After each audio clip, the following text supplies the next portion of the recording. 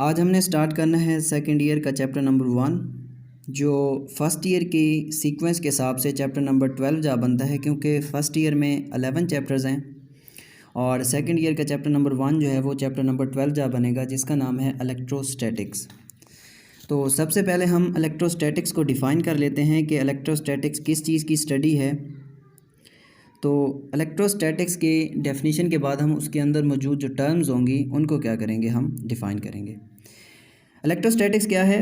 The study of electric charges at rest under the action of electric forces.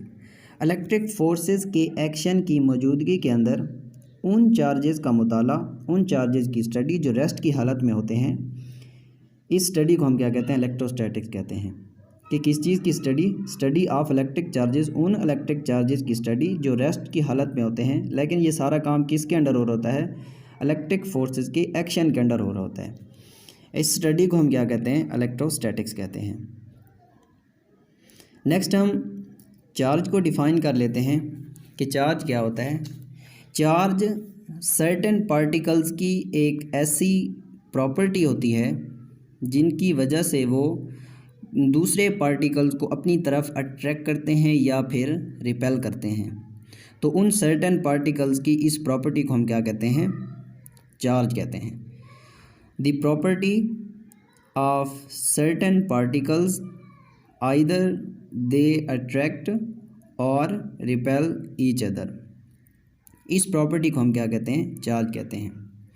Next हम properties of charges की बात करते हैं। सबसे पहले अकॉर्डिंग टू फ्रैंकलिन, चार्जेज होते हैं वो दो टाइप के होते हैं, पॉजिटिव चार्जेस और नेगेटिव चार्जेस। नंबर 2 प्रॉपर्टी कि जो लाइक चार्जेस होते हैं वो एक दूसरे को रिपेल करते हैं और जो अनलाइक चार्जेस होते हैं वो एक दूसरे को क्या करते हैं? अट्रैक्ट करते हैं। प्रॉपर्टीज़ ऑफ चार्जेस में तीसरी प्रॉपर्टी जो है कि चार्जेस के दरमियान जो अट्रैक्शन होती है, जो रिपल्जन होती है, वो दोनों किसकी वजह से होती हैं? इलेक्ट्रिक फ़ोर्स की वजह से होती हैं। अब ये इलेक्ट्रिक फ़ोर्स क्या है? हम इलेक्ट्रिक फ़ोर्स को डिफ़ाइन कर लेते हैं कि इलेक्ट्रिक फ़ोर्स वो फोर्स होती है जो होल्ड करती है किन को? पॉजिटिव चार्जेस को और नेगेटिव चार्जेस को होल्ड करती है। क्या चीज़ बनाने के लिए? एटम्स और मॉलिक्यूल्स बनाने के लिए। एटम्स और मॉलिक्यूल बनाने के लिए जो फोर्स होल्ड करती है उनको क्या कहते हैं? उसे इलेक्ट्रिक फोर्स कहते हैं। अब पांचवी प्रॉपर्टी है कि हमारी एग्जिस्टेंस जो है वो भी किसके रिज़ल्ट की वजह से? इसी इलेक्ट्रिक फोर्स की वजह से होती है। क्यों? क्योंकि हमारा जिस्म जो है वो एटम्स और मॉलिक्यूल्स के ऊपर बना हुआ है और एटम्स और मॉलिक्यूल्स को मेकअप करने के लिए और उनको पॉजिटिव चार्जेस और नेगेटिव चार्जेस को होल्ड करने के लिए हमारे पास किस चीज़ की ज़रूरत होती है? इलेक्ट्रिक फोर्स की ज़रूरत होती है। तो इस वजह से हमारी जो एग्जिस्टेंस है हमारी बॉडी की, वो भी किसकी रिज़ल्ट की वजह से है? इलेक्ट्रिक फोर्स की वजह से है। नेक्स्ट हम देखते हैं कूलम लॉ को। जो कूलम लॉ 1786 AD के अंदर चार्ल्स कूलम ने पेश किया था, जो कि एक फ्रांसीसी फ़ौज का इंजीनियर था। उसने चार्जेस के मुतल्लिक़ एक लॉ पेश किया था। लेट सपोज अगर हमारे पास, वो कहता है कि दो चार्जेस हों, वो अनलाइक भी चार्जेस भी हो सकते हैं और लाइक चार्जेस भी हो सकते हैं।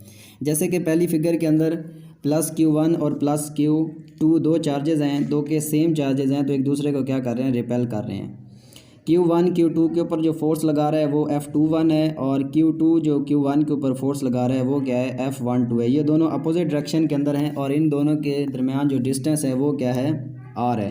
दूसरी फिगर के अंदर +Q1 और -Q2 ये दोनों अपोजिट चार्जेस हैं, तो ये एक दूसरे को क्या कर रहे हैं? अट्रैक्ट कर रहे हैं। अट्रैक्ट करने की वजह से Q1 जो Q2 के ऊपर फोर्स लगा रहा है वो F12 है और Q2 जो Q1 के ऊपर फोर्स लगा रहा है वो F21 है और इन दोनों के दरमियान भी डिस्टेंस क्या है? R है।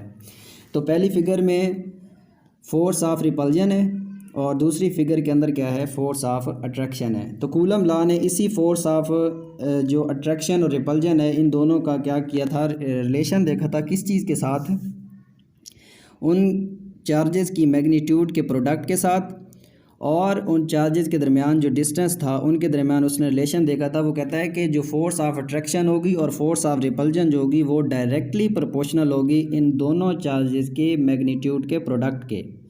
और इन दोनों के दरमियान जो डिस्टेंस होगा और उसके स्क्वायर की क्या होगी, इन्वर्सली प्रोपोर्शनल होगी। ये था कूलम लॉ। अब हम क्या करते हैं, इस कूलम लॉ को डिफ़ाइन कर लेते हैं कि कूलम लॉ क्या कहता है। तो सबसे पहले हम कूलम लॉ को डिफ़ाइन करते हैं कि द फोर्स ऑफ अट्रैक्शन और repulsion is directly proportional to product of magnitude of point charges and inversely proportional to square of distance between them.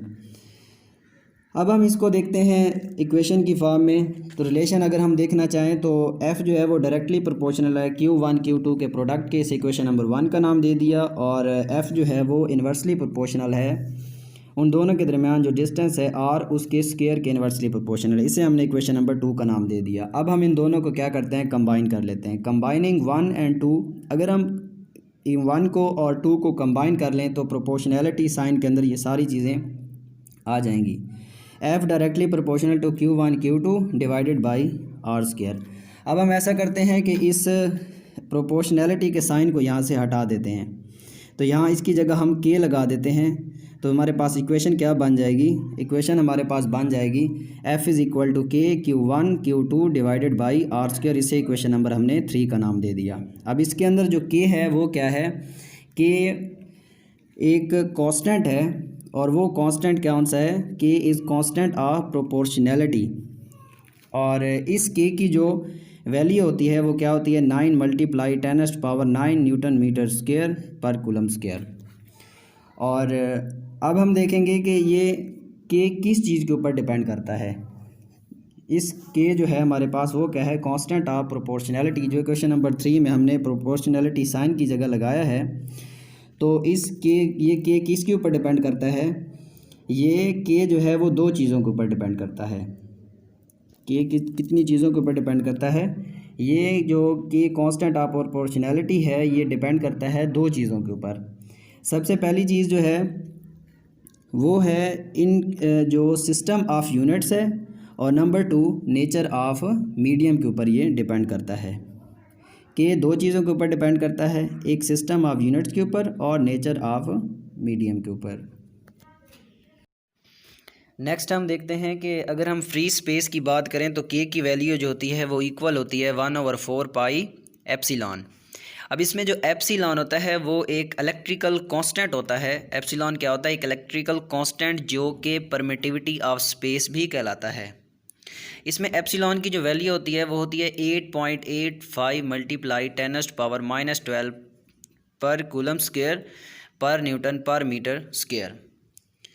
अब अभी तक हमने K के ऊपर बात की और एप्सिलॉन के ऊपर बात की। अब हमारा मेन मकसद ये है कि हमने जो इक्वेशन नंबर 3 निकाली थी F is equal to K Q1 Q2 divided by r square, तो उसमें K की जगह हमने क्या करना है, K की जगह ये वैल्यू पुट करनी है। जो हमें K की वैल्यू क्या मिली है, K is equal to 1/4 pi epsilon. तो ये वैल्यू हम वहाँ पे पुट कर देते हैं। तो हमारे पास फ्री स्पेस के लिए कूलम लॉ जो है वो क्या बन जाएगा, K की वैल्यू पुट करने के बाद वो हमारे पास आ जाएगा F is equal to 1/4 pi epsilon Q1 Q2 divided by r square. ये हमने क्या किया, वहाँ पे उसकी वैल्यू पुट कर दी है। ये हमने वैल्यू पुट की है, तो ये हमारे पास फ्री स्पेस के लिए कूलम लॉ